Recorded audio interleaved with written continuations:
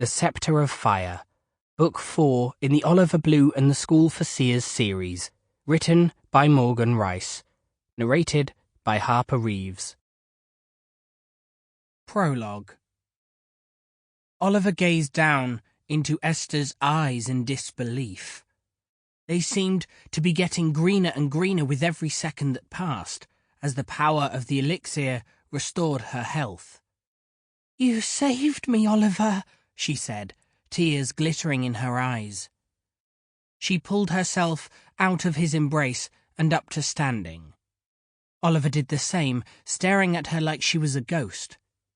Just days ago, she had been at death's door.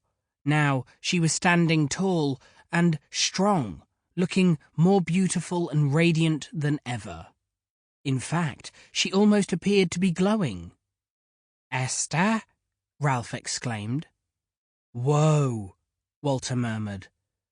"You're glowing," Simon stammered, his pale blue eyes as round as moons. "What is in that thing?" Hazel exclaimed, looking at the now shattered glass jar in which they had transported the elixir.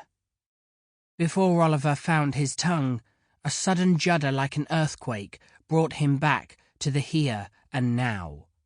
He suddenly remembered he was back in the school for seers, and that, for reasons he didn't understand, the whole place was violently shaking and crumbling around them. He glanced down the corridor toward the central atrium. Hundreds of bedraggled seer students were running around the atrium, injured, covered in debris from the crumbling walls. They were being herded by Dr. Ziblet toward Professor Amethyst.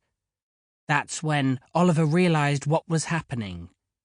Professor Amethyst had activated the hidden time-traveling portal within the kapok tree, and a swirling vortex gaped at its center.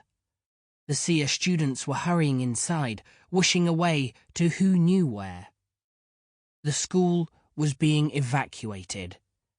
"That's the last of them," Dr. Ziblet cried, her white lab coat covered in streaks of dirt. "The school's empty." "Then go," Professor Amethyst exclaimed. She looked at him, tears shining in her eyes. She gripped his hand tightly. "Good luck, sir. I hope to see you on the other side." The old headmaster nodded. Then Dr. Ziblet leaped into the swirling vortex and disappeared.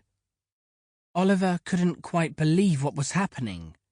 He'd known that activating the elixir would have unpredictable... Sample complete. Ready to continue?